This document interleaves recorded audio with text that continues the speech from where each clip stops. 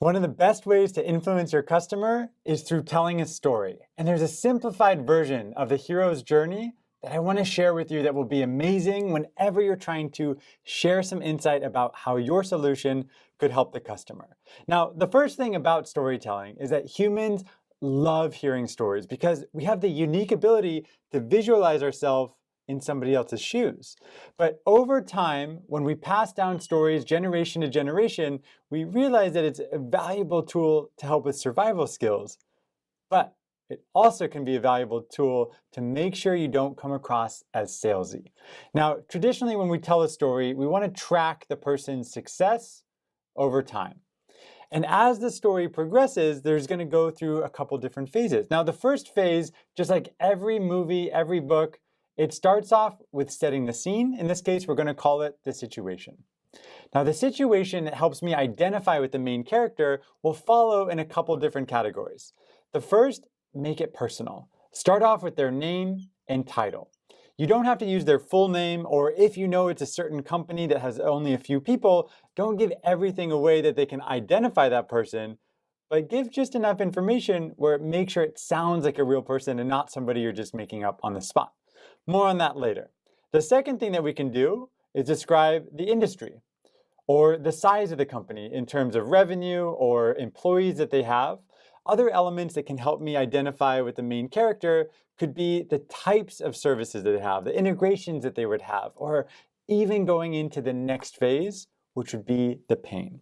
So ultimately, when you set the stage with a customer, it'll be just to identify myself as that person in the story. I can visualize myself. That is called neural coupling. It's an interesting study that has been done with EEGs that connect the person who is telling the story or the person listening to the story, and literally the same brain waves are firing. And so this is why it's so important to start off with a little bit of a personal touch and not just the name of the company. So you're describing who the person is, they're having their day in the life, whatever is going on in their world, and then something bad happens to them. Now, to make this more relevant, why don't we use a case study like Star Wars? If I have a hero at the beginning of Star Wars, I just learn about what their struggles are. Let's say Luke Skywalker, there's certain things that are going on in his world that I identify with. Some are kind of crazy. Either way, I can see myself acting as this character. But then something bad happens. Ultimately, this is the next phase of the call, or the next phase of the story. We need to make sure that we explain what challenges that person had.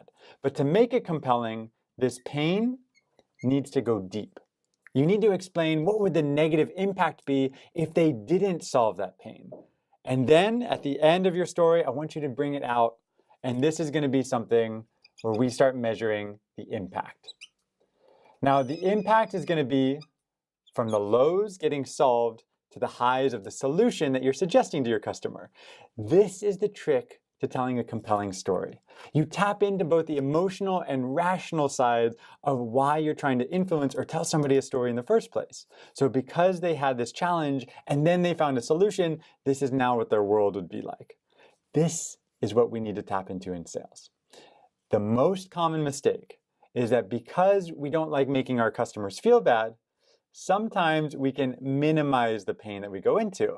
But ultimately, what that would lead to is that if I only mention a little bit of the pain, all of a sudden the value that I deliver, the impact of the story is much smaller than if I made it a much clearer because this would have happened. If they didn't solve it, that really negative thing would have happened. And now I can tell a much better story. So in Star Wars, it would sound something like Luke Skywalker was stuck on a planet. He didn't really know what was going on in the world, but he realized something bad happened. In fact, the worst person in the entire world turned out to be his father. But after he worked with Yoda, he was able to achieve great success, save the world, destroy the Death Star. Now, at some point of this, what you may have realized is that the transition from pain to impact didn't have to do with your company. Luke is the hero of the story. The person who helped him become a hero would be Yoda, the Force, Obi-Wan Kenobi, all of the people that helped support him. And that's where you as a sales professional fit in. I want you to try and connect the hero of your story with the person you're telling it to. And all your role is, or your company, your solution, your platform, is to just simply help them achieve the success that you know that they can achieve. And this is the power of storytelling. Don't make it about you, make it about them. Your customer is the hero. So now when we go through it, you realize that you'll probably have to interview some of your customers. You'll go through the situation, get some of those details that make it sound real. The pain, understand what the negative impact would have been if they didn't solve it. And then on the outskirts of it, the positive impact, don't make it about your company, make it about the results that they achieved. Bonus points if you can tap into both the emotional impact, like they got promoted or their team all of a sudden was very happy and no one started quitting anymore. All of a sudden, this becomes much more real.